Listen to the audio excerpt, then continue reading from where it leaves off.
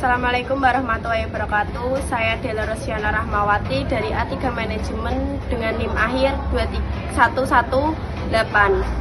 Saya akan membuat video tentang perekonomian Indonesia untuk tugas UAS. Tujuan pembangunan ekonomi daerah dan permasalahannya yaitu ada meningkatkan kesejahteraan masyarakat lokal, mendorong pemerataan pembangunan antar daerah, mengurangi kesenjangan ekonomi antar wilayah, meningkatkan PAD, pendapatan asli daerah. Yang terakhir ada meningkatkan daya saing daerah. Lalu ada permasalahannya, yaitu ketimpangan pembangunan antar wilayah, ketergantungan terhadap dana pusat, rendahnya kualitas SDM, infrastruktur yang tidak merata, serta lemahnya investasi daerah. Ada juga peran APBN dalam perekonomian Indonesia sebagai alat retribusi pendapat dan pengeluaran untuk keadilan sosial, mendorong pertumbuhan ekonomi melalui belanja negara, misal infrastruktur, pendidikan, dan kesehatan.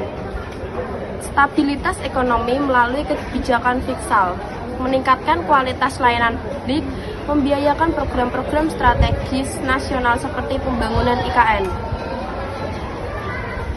Yang kedua ada dampak utang luar negeri terhadap stabilitas ekonomi makro dan pandangan prospek ke depan.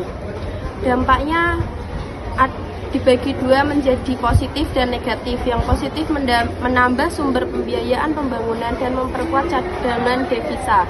Yang negatif menambah beban bunga utang, resiko ketergantungan, dan tekanan pada APBN.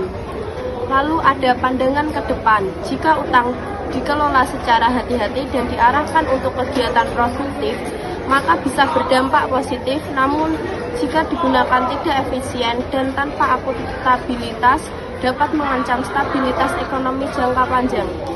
Peran pertanian bagi perekonomian Indonesia, penyediaan lapangan kerja bagi mayoritas penduduk desa, sumber bahan baku industri makanan dan ekspor, kontribusi terhadap ketahanan pangan nasional, penggerakkan ekonomi daerah tertinggal, menyumbang terhadap PDB khususnya di sektor primer.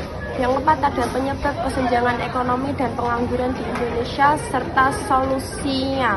Penyebabnya ada ketimpangan akses pendidikan dan kesehatan, konsentrasi investasi di wilayah perkotaan, perbedaan produktivitas antar sektor, rendahnya literasi keuangan dan teknologi, kurangnya lapangan kerja yang sesuai dengan kompetensi tenaga kerja.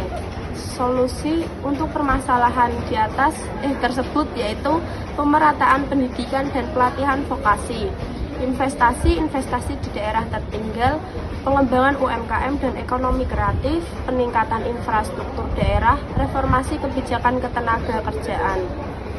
Yang kelima ada dampak perdagangan internasional bagi Indonesia.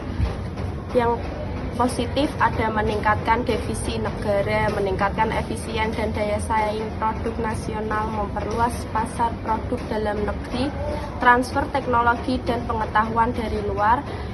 Yang negatif ada ketergantungan terhadap pasar luar negeri, persaingan ketat yang dapat mematikan industri lokal, rentan terhadap gejolak ekonomi global, defisit neraca perdagangan jika impor lebih besar dari ekspor. Terima kasih. Assalamualaikum warahmatullahi wabarakatuh.